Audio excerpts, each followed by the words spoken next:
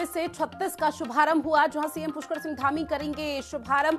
5 satellite centre AMC प्रयोगशाला का शिलान्यास। शाम 5:30 बजे शीतकालीन पर्यटन को बढ़ावा के संबंध में करेंगे बड़ी बैठक।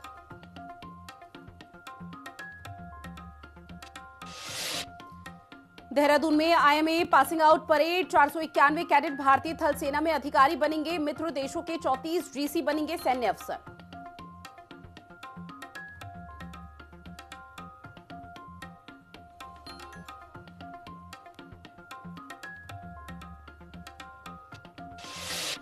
नमस्कार, बहुत स्वागत है आप सभी का हिंदी खबर में। मैं हूं आपके साथ ऋतु भंडारी। शुरुआत करेंगे देहरादून से मिल रही बड़ी खबर के साथ बुलेटिन की, जहां कई कार्यक्रमों में शामिल होंगे आज सीएम पुष्कर सिंह धामी। उत्तराखंड महक क्रांति नीति 2026-36 का शुभारंभ होगा, जहां 5 सैटेलाइट सेंटर एएमसी प्रयोगशाला का भी शिलान्यास होना है। आपको बता दें कि सैटेलाइट सेंटर भाऊवाला का लोकार्पण कार्यक्रम है, जहां पर सीएम धामी की उपस्थिति आज देखने को मिलेगी। साथ ही सुगंध पौधा केंद्र सेलाकुई कार्यक्रम में भी शामिल होंगे। 47वीं all India public relation conference 2025 में भी शिरकत करेंगे। शीतकालीन पर्यटन को बढ़ावा के संबंध में ये बड़ी बैठक होनी है, जहां शाम 5:30 बजे सीएम आवास में ये बैठक होगी, जहां पर सीएम धामी की उपस्थिति आज देखने को मिलेंगी। तो अब से कुछ ही देर बाद वो तस्वीरें सामने आएंगी, जहां पर सीएम पुष्कर सिंह धामी के तमाम जो कार्यक्रम है उनकी शुरुआत हो जाएगी। और आज पूरे दिन भर का जो स्केड्यूल सीएम धामी के कार्यक्रम से जुड़ा हुआ सामने आया है, वो काफी व्यस्तता भरा है।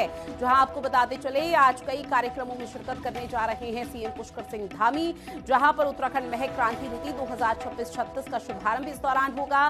साथ ही 5 सैटेलाइट सेंटर एएमसी प्रयोगशाला का शिलान्यास धामी के हाथों होना है। सैटेलाइट सेंटर भाऊवाला का लोकार्पण कार्यक्रम का आयोजन, जहां पर लगभग सभी तैयारी हो चुकी है।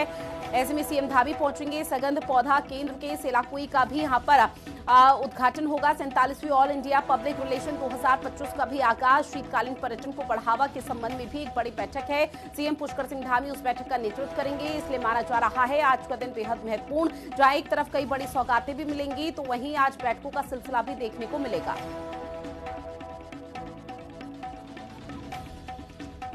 तो बड़ी खबर देहरादून से लगातार आपसे साझा कर रहे हैं, जहां आज सीएम पुष्कर सिंह धामी कई कार्यक्रमों में शिरकत करने जा रहे हैं। सैटेलाइट सेंटर भाऊवाला का लोकार्पण कार्यक्रम भी है, जहां पर सीएम धामी की उपस्थिति रहेगी। अब बात करेंगे अगली बड़ी खबर की, जहां देहरादून में IMA passing out parade. 491 cadet भारतीय थल सेना में अधिकारी बनेंगे, जहां army chief general Upendra Dwivedi मुख्य अतिथि। मित्र देशों के 34 जीसी बनेंगे सैन्य अफसर, जहां परेड की सलामी। सुरक्षा के कड़े इंतजाम किए गए। बिन पास नो एंट्री। कैडेट्स के अभिभावकों में उत्साह। 419 भारतीय कैडेट समेत 525 जवान परेड में शामिल हैं।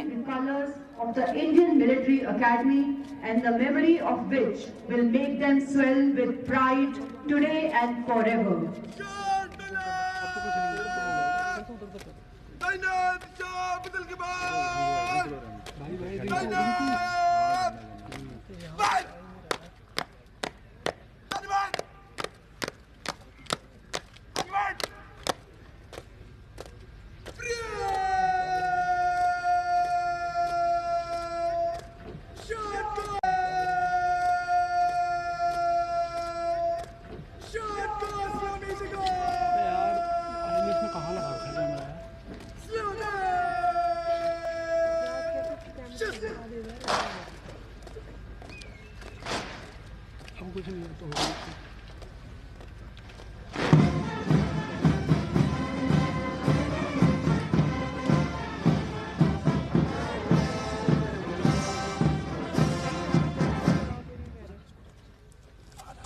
देवियों और सज्जनों, भारतीय सैन्य अकादमी का गौरव और सम्मान अर्थात हमारा ध्वज, जिन्हें पासिंग आउट कोर्स के अफसर कैडेट्स ने कंधे पर धारण किया हुआ है, अब परेड ग्राउंड से बाहर ले जाया जा रहा है।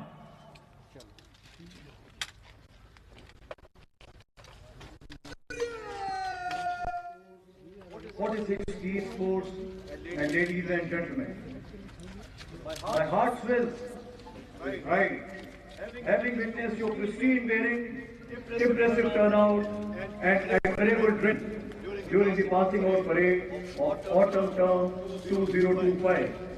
I congratulate each one of you on successful completion of the training and wish you all the very best for the future. The profession of arms is not merely a profession, it's a calling. Calling, they demand sacrifice of your own comfort and well-being, and if necessary, even your life for the nation. Indian Military Academy has an incomparable reputation of producing capable professional officers, visionary leaders, and gallant heroes who have proven their battles time and again. In each one of you, young officers, bolded at this academy, I see the bright future of the Indian Army. As young officers, you are entering a constantly changing world of intense international competition, leading to comprehensive conflict, restricted not only to military, but extended to societies, industry, and technology. Terrorism, military overreach, new alignments, and external influence in our area, neighborhood has created a contested environment in which we may fight one adversary, but our resources and capabilities will still be stretched across collaborative fronts or along one reinforced front. Op Sindhu was a testimony of this challenge and showcased India's resolve in countering this challenge by synchronizing diplomacy, deterrence, and decisive application of force.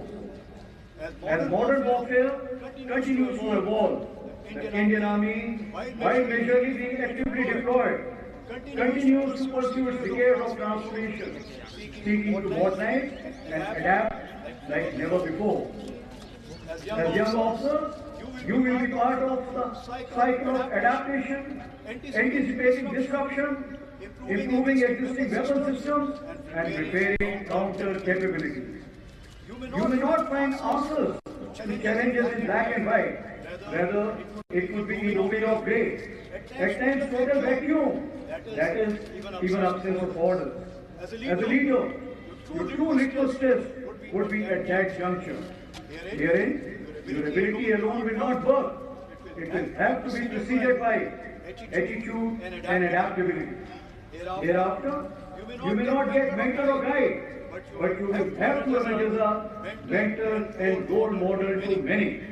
Your ability to take risks and application of creative thinking to come out with alternate or new solutions would be watched by all commanders, peers, and followers alike. In moments of crisis, your judgment, integrity, and moral fortitude will define outcomes. The men you lead shall respect you for your commitment, resolve, and dedication. I urge you to practice what I call the simplest principle of leadership. Follow me. That is, lead by example in all spheres, with clarity, courage, and compassion. Remember, leaders eat last. With great pride, I also extend my heartiest congratulations to the 34 foreign officer cadets representing 14 foreign countries who have successfully completed orders training and will be joining with their respective armies. The friendships and bonds that you have forged in this academy shall remain forever. You shall always remain part of this academy and will be its ambassador in coming time. I do hope that one amongst you would be reviewing this parade in the future. One of your kind, on a visit with the chief of the Bhutan Army and the Army. We were privileged to have General Rodrigo reviewing the parade the last term. The tireless dedication of the instructors and staff of the Indian Military Academy has sculpted the future of our army. My compliments for your relentless pursuit of excellence in training and in shaping young minds into leaders of great vision and perseverance. Our parents, your presence here today is a testament to your selfless dedication and unwavering support that has shaped these young officers. From their childhood, it is you who planted the seeds of courage, an attribute that the Indian Military Academy has nurtured to make them morally upright military leaders. I thank you on behalf of the nation for dedicating your war's life to the noble cause of the nation. Finally, to the passing out course of autumn term 2025, As you embark on this inspiring career, the entire nation will now look up to you.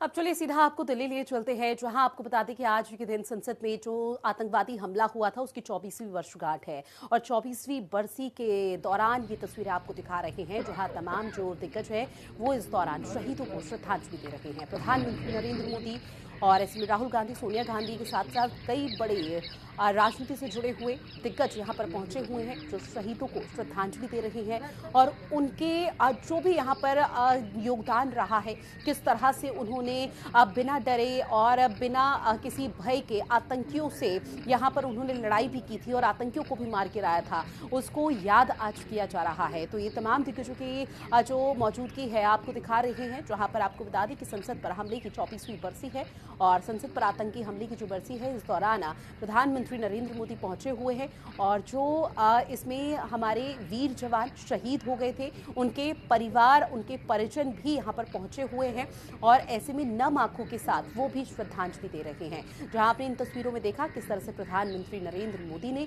लोगों से हाथ जोड़ते हुए अभिवादन किया और उसके बाद वो आगे बढ़ गए हैं। फिलहाल सोनिया गांधी, राहुल गांधी और कांग्रेस से जुड़े हुए कई दिग्गज हस्तियां भी यहां पर पहुंची हुई हैं, जहां शहीदों को श्रद्धांजलि दी जा रही है और ऐसे में पुष्प अर्पित करते हुए उनके योगदान को याद किया जा रहा है। तो लगातार तस्वीरें आपकी टीवी स्क्रीन पर, जहां आपको बता दें कि संसद पर हमले की 24वीं बरसी आज है और ऐसे में आतंकवादियों की तरफ से जब हमला किया गया था, आपको वो तस्वीरें भी याद होगी जो कितनी खौफनाक, कितनी डरावनी थी, जहां सदन की कार्यवाही अंदर चल रही थी और उस दौरान प्रधानमंत्री के तौर पर अटल बिहारी वाजपेयी जी थे और सदन की जब कार्यवाही चल रही थी तो आतंकियों की तरफ से सीधा सदन के अंदर घुसने का प्रयास किया जाता है। जो तमाम वहां पर फोर्स थी, सुरक्षा बल थे, उनकी तरफ से आतंकियों को उस दौरान रोकने का पूरा प्रयास किया गया था, लेकिन कुछ आतंकियों की तरफ से यहां पर कोशिश ये की जाती है कि वो बॉम्ब ब्लास्ट वहां पर कर दे, लेकिन उनके मंसूबे हालांकि उतने कामयाब नहीं हो पाए थे। लेकिन जो तस्वीरें उस दौरान देखने को मिल पाई थी, निश्चित तौर पर वो बेहद ही भयावह तस्वीर थी और उसके बाद से सिक्योरिटी फोर्स और तमाम जो चीजें हैं वो बहुत ज्यादा यहां पर बढ़ा दी गई थी और आज उसी दिन को एक बार फिर से याद किया जा रहा है, जहां संसद पर हमले की चूंकि 24वीं बरसी है और ये तस्वीरें आपको दिखा रहे हैं जहां तमाम दिग्गज दिख रहे आप संसद पर हुए और लगातार शहीदों को श्रद्धांजलि अर्पित कर रहे हैं। नम आंखों के साथ उस योगदान को याद किया जा रहा है जो उन्होंने हंसते हंसते अपने देश को बचाने के लिए, अपने लोगों को बचाने के लिए अपने प्राणों को न्योछावर कर दिया। तो प्रधानमंत्री नरेंद्र मोदी से लेकर हर कोई यहां पर पहुंचा हुआ है जो श्रद्धांजलि दे रहा है। तो तस्वीरें लगातार आप तक साझा कर रहे हैं, जहां संसद पर हमले की चूंकि 24वीं बरसी है, प्रधानमंत्री नरेंद्र मोदी शहीदों को श्रद्धांजलि इस दौरान दे रहे हैं। जहां आपको बता दें कि संसद परिसर में शहीदों को श्रद्धांजलि देने का जो सिलसिला है वो लगातार जारी है और उनको याद करते हुए 2 मिनट का यहाँ पर मौन भी इस दौरान रखा गया है। और ये फोटोज आप देखिए, ये वो तस्वीरें हैं जो आज शहीद हो गए हैं, जिन्होंने अपने देश को बचाने के लिए, संसद में जब आतंकी हमला हुआ था उसको बचाने के लिए, आपको बताती चले कि अपने प्राणों को न्योछावर कर दिया। और आज इन वीर जवानों के जो शौर्य है उसकी गाथा गाई जा रही है, इनके बलिदान को याद किया जा रहा है कि किस तरह से उन्होंने बिना अपनी फिक्र किए, बिना अपनी जान की चिंता किए हुए अपने संसद की, देश की उन्होंने रक्षा की। और आज ही का वो दिन था, वो आपको बता दें कि एक काले अध्याय के तौर पर याद किया जाता है।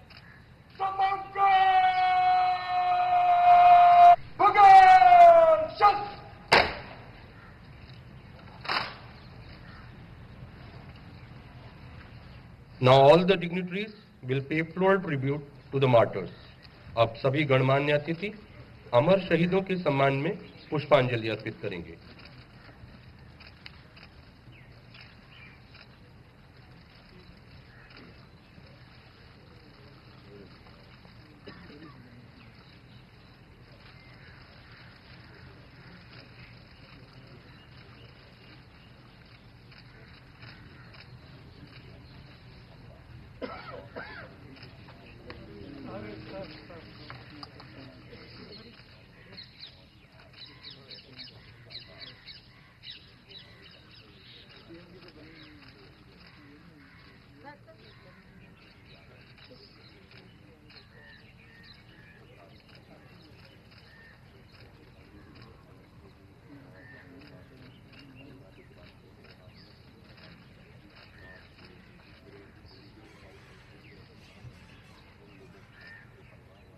और समीक्षा मेरी सहयोगी फोन लाइन पर जुड़ी हुई है। समीक्षा, चूंकि देखिए तस्वीरें अब सामने आ रही है जहां पर जो संसद में आतंकी हमला हुआ था, जो वीर जवान जिन्होंने अपने प्राणों को न्यौछावर किया था, उनको श्रद्धांजलि दी जा रही है। तमाम जो यहाँ पर गणमान्य लोग हैं, राजनीति से जुड़े हुए बड़ी बड़ी हस्तियां हैं, वो मौके पर पहुंची हुई हैं।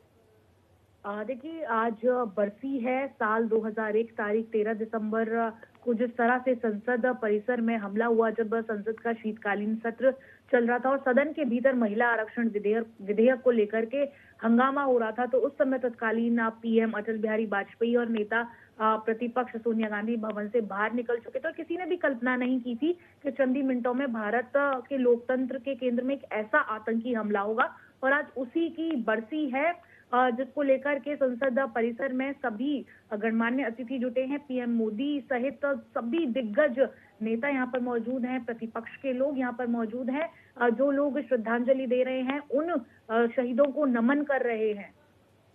अब बिल्कुल देखिए, और जो तस्वीरें सामने आ रही है निश्चित तौर पर बेहद खास और महत्वपूर्ण भी हो जाती है, जहां पर उन शहीदों के योगदान को, उन शहीदों के जो भी यहाँ पर आज जिस तरह से उन्होंने अपनी जान की परवाह नहीं की और सदन में बैठे हुए तमाम जो गणमान्य लोग थे उनको बचाने का प्रयास किया, आतंकियों से यहाँ पर दो चार करने की कोशिश की गई, तो उस शौर्य को भी आज याद किया जा रहा है। लेकिन आज का दिन कहीं ना कहीं काले अध्याय के तौर पर भी है। देखिए, लोकतंत्र जहाँ से पूरा देश चलता है, जहाँ से संविधान लिखा गया, जहाँ से देश में होने वाली हर एक एक चीज जिस जगह वो गवाह बनती है, वहां पर जो हमला हुआ वो वाकई में एक काला अध्याय आज बन चुका है, जब 24 साल इस चीज को हुए हैं।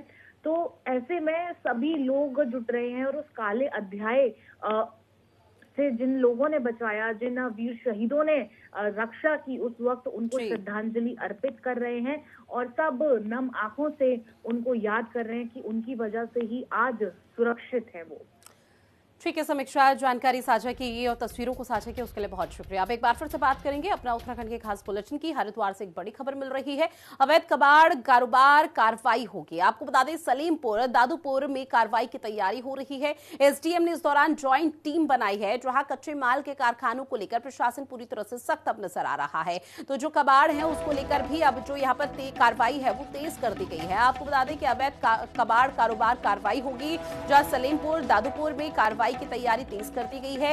एसडीएम ने इस दौरान ज्वाइंट टीम बनाई है, जहां कच्चे माल के कारखानों को लेकर प्रशासन पूरी तरह से सख्त है और किसी भी तरह की कोई कोताही न बरती जाए, इसका भी विशेष ध्यान दिया जा रहा है। तो कच्चे माल के कारखानों को लेकर भी प्रशासन इस वक्त अलर्ट मोड पर है। इसको लेकर अब उत्तराखंड का जो प्रशासन है, जो पुलिस है, वो विशेष अभियान चला रहा है ताकि अवैध रूप से जो कबाड़ है उसको पूरी तरह से नष्ट किया जा सके। सलेमपुर दादूपुर में कार्रवाई की तैयारी इस वक्त हो रही है। एसडीएम ने इस दौरान ज्वाइंट टीम गठित की है और ज्वाइंट टीम ही इस अभियान को तेज गति के साथ आगे बढ़ाएगी। ये तथ्य जो है चेक कराने के बाद ही पता चलेगा और इसमें हमने लेटर जारी कर रहे हैं ताकि सारे उस क्षेत्र के जो भी इस तरह की गतिविधियां चल रही हैं उनको चेक करवाया जाए, उनकी सूची तैयार करवाई जाए, जिनके खिलाफ जिन पे एनओसी नहीं हो और उचित अग्निशमन व्यवस्था नहीं हो तो उनके खिलाफ उचित वैधानिक कार्रवाई की जाएगी। उसके लिए उनको क्षेत्र से हटाया भी जा सकता है। ये चीज़ें जो है हम लोग प्रशासन को देंगे तो वो लोग जो है जो भी उचित होगा जो है वो करेंगे। इसमें हम लोग एक ज्वाइंट टीम बना रहे हैं जिसमें एचआरडीए और कमर्शियल टैक्स डिपार्टमेंट के लोग भी होंगे और इसमें संयुक्त रूप से एक बार जांच कर लेते हैं कि वास्तव में इनके पास क्या मानक है, किन मानकों के अनुसार इन लोगों ने लाइसेंस लिए हुए हैं और कैसे यहाँ पे कार्य कर रहे हैं। इसकी जांच करवा ली जाएगी और अगर मानक सही नहीं होंगे तो उस पर फिर नियमानुसार कार्रवाई की जाएगी। इसमें फायर सेफ्टी डिपार्टमेंट को भी हम इन्वॉल्व करेंगे और उनके अनुसार भी देखेंगे कि ये मानक पे सही काम कर रहे हैं या नहीं कर रहे हैं, तो एफएसओ को भी इसमें टीम में शामिल करेंगे। पूर्व का मुझे नहीं पता है पिछली बार क्या हुआ था, लेकिन अभी जो कार्रवाई होगी हम लोग जो भी अगर उसमें लैप्सेस पाए जाएंगे तो जो भी नियम में होगा वो कार्रवाई उन पर की जाएगी। अब खबर देहरादून से है, जहां पर गंगोत्री राष्ट्रीय राजमार्ग के चौड़ीकरण को लेकर भैरव घाटी हर्षुल क्षेत्र इन दिनों आपको बता दें भारी तनाव और बहस का केंद्र बना हुआ है। दरअसल प्रस्तावित सड़क विस्तार के तहत हजारों की संख्या में हिमालय देवदार के पेड़ों पर कुल्हाड़ी चलने की आशंका से स्थानीय लोग, पर्यावरण कार्यकर्ता और सामाजिक संगठन एकजुट होकर इसका विरोध कर रहे हैं। अब इसी के चलते देवदार बचाओ अभियान शुरू कर दिया गया है, जो अब जन आंदोलन का रूप लेता हुआ नजर आ रहा है। इस अभियान में शामिल लोग देवदार के पेड़ों पर रक्षा सूत्र बांधकर उन्हें कटने से बचाने का संदेश दे रहे हैं। वहीं बीजेपी से जब इसको लेकर सवाल किया गया तो उनका ये कहना है कि गंगोत्री राष्ट्रीय राजमार्ग का जो चौड़ीकरण है पूरे नियम और कानून के तहत किया जा रहा है। देखिए, उत्तराखंड की विकट भौगोलिक परिस्थितियां किसी से छुपी हुई नहीं है और वैसे भी यहाँ जिस तरीके से लगातार आपदाएं आ रही हैं, जनजीवन को भारी नुकसान हो रहा है, उससे सरकार को सबक लेना चाहिए और पर्यावरण को नुकसान पहुंचाने से बचना चाहिए, क्योंकि वृक्ष ही जो है हमको आपदाओं से बचाने का काम करते हैं, ऑक्सीजन देने का काम करते हैं, पर्यावरण की रक्षा करते हैं और पर्यावरण की मजबूत ढाल के रूप में जो है वृक्षों को सभी जानते हैं। गंगोत्री हाईवे के चौड़ीकरण के लिए जिस तरीके से दुर्लभ प्रजाति के 6000 पेड़ों का कटान हो रहा है, ये निश्चित तौर पर चिंतनीय है। स्थानीय लोग हैं, पर्यावरण प्रेमी हैं, लगातार सरकार को चेताने और जगाने का काम कर रहे हैं कि पर्यावरण के साथ छेड़छाड़ ना करें। देखिए, गंगोत्री हाईवे में जो भी काम हो रहा है वो नियमों के तहत काम हो रहा है। एनजीटी और जो भारत सरकार के पर्यावरण मंत्रालय की हाई पावर कमेटी है उसकी स्वीकृति के उपरांत ही हो रहा है और सरकार का प्रयास है कि पर्यावरण और विकास दोनों को का संतुलन बनाते हुए काम होगा और हम नहीं चाहते हैं कि कहीं पर भी ऐसी स्थिति बने कि जिससे कि लोगों को दिक्कत हो। लेकिन चूंकि वो अंतर्राष्ट्रीय क्षेत्र है, अंतर्राष्ट्रीय सीमा से लगा हुआ क्षेत्र है और हमारा गंगोत्री जैसा धाम वहाँ पर स्थापित है और अंतर्राष्ट्रीय पर्यटन क्षेत्र भी वहाँ पर है, तो उन सब चीज़ों को लेकर वो काम हो रहा है। गंगोत्री में बढ़ रहे विरोधों के बीच में जहाँ देवदार के बहुत से वनों का कटान इसलिए हो रहा है कि वहाँ पे सड़क बननी है, ये एक बड़ा महत्वपूर्ण मुद्दा है जिसे समझना भी बहुत आवश्यक है। और सबसे बड़ी बात तो यह है कि कुछ ऐसे विषय हैं कि जहां पेड़ों के कटने का विरोध है, वहीं गांव के लोग भी एक साथ जुटकर इन तमाम मुद्दों का भी विरोध कर रहे हैं कि ऐसा नहीं होना चाहिए। और ये एक ऐसा टकराव है जिसके ऊपर गंभीरता से सोचना चाहिए। पहली बड़ी बात तो यह है कि गांव को उनकी सुविधाओं से वंचित नहीं किया जा सकता। अब बात करेंगे देहरादून से मिल रही एक बड़ी खबर की, जहां कांग्रेस के प्रदेश महामंत्री नवीन जोशी का बड़ा दावा, बीजेपी में बड़ी टूट होने वाली है। नवीन जोशी की तरफ से कहा गया, जहां उनकी तरफ से यह भी कहा गया कि बहुत से भाजपाई अब कांग्रेस के संपर्क में हैं, यानी कि वो कांग्रेस में शामिल हो सकते हैं और कांग्रेस के कुनबे को बढ़ाने में अपना योगदान दिखा सकते हैं। तो बड़ी खबर, जहां कांग्रेस के प्रदेश महामंत्री नवीन जोशी की तरफ से एक बहुत बड़ा दावा किया जा रहा है। अब इसमें सच्चाई कितनी है वो तो आने वाला वक्त बताएगा, लेकिन नवीन जोशी की तरफ से कहा गया है कि बीजेपी में बहुत बड़ी टूट होने वाली है। बीजेपी के खेमे में अभी अंतर्कलह की स्थिति चल रही है। ये टूट जो होने वाली है भारतीय जनता पार्टी के अंदर होने वाली है। किस प्रकार से अभी इनके विधायक आरोप लगा रहे हैं, वन्य जीव के जो हमले हो रहे हैं, दिलीप रावत जी किस प्रकार से आरोप लगा रहे हैं, और इनके जो सांसद है अनिल बलूनी जी, वो भी संसद के अंदर कह चुके हैं कि यहाँ पे इस वन्य जीव हमलों को रोकने में सरकार पूरी तरह से नाकाम हो चुकी है। और बहुत लोग आज भारतीय जनता पार्टी के कांग्रेस के संपर्क में है। मैं समझता हूँ कि चुनाव होने से पहले भारतीय जनता पार्टी के अंदर बहुत बड़ी टूट होने वाली है। अगली बड़ी खबर, जहां बीजेपी प्रवक्ता के बयान पर कांग्रेस एक बार फिर से भड़क गई है। जहां वन्यजीव संघर्ष में 400 से ज्यादा मौत वाले बयान पर कांग्रेस के प्रवक्ता प्रतिमा सिंह का पलटवार, बीजेपी मौतों पर राजनीति कर रही है, प्रतिमा सिंह ने कहा। साथ ही उन्होंने बीजेपी प्रवक्ता मथुरा दत्त जोशी की तरफ से भी यहां पर बयान सामने आया, जहां बीजेपी प्रवक्ता मथुरा दत्त जोशी की तरफ से कहा गया था कि कांग्रेस के समय में 400 से अधिक मौतें हुई थी। अब इसको लेकर बीजेपी कांग्रेस सामने आ चुकी है, जहां कांग्रेस का यह कहना है कि जो बीजेपी है वो वन्यजीव मामलों को लेकर जो यहां पर मौत का आंकड़ा है उसमें महज राजनीति कर रही है और वो अपने शासन की चिंता ना करते हुए दूसरे पार्टी का जो शासन था उसके आंकड़ों को गिना रही है। मतलब ये तो वही बात हो गई कि कोरोना काल तो मोदी जी के टाइम में आया और कोरोना काल में जितनी मृत्यु हुई उतनी तो आज तक जो है कांग्रेस की सरकार, आप कहते हैं 70 साल हमने देश की सेवा की, तो उतनी मृत्यु तो जो है किसी भी डिजीज से कभी नहीं हुई। अब मैं उसमें इसका भी श्रेय ले लूं। बड़ी शर्मनाक ये बयानबाजी है मुझे लगता है। और जब माननीय प्रदेश अध्यक्ष गणेश गोदियाल जी ने जो है एक प्रदर्शन किया था जंगली जानवरों को लेकर के, तो उन्होंने साफ कहा था, ये बात स्पष्ट रूप से कही थी कि मैं ये नहीं कह रहा कि ये जो समस्या है इसका जो है इसकी शुरुआत भाजपा ने की है या किसी अन्य दल ने की है। आपने इसकी शुरुआत नहीं की है, लेकिन आप अभी सत्ता में बैठे हैं तो आपकी जिम्मेदारी बनती है, क्योंकि कुछ वर्षों से देखा गया है कि जो मानव और वन्य जो जीव जंतु हैं उनके जो संघर्ष है वो बड़ा है, जो मौतों में तब्दील हो रहा है। इसलिए और चलिए उत्तराखंड के इस खास बुलेटिन में इतना ही। आप बने रहिएगा हिंदी खबर के साथ। नमस्कार।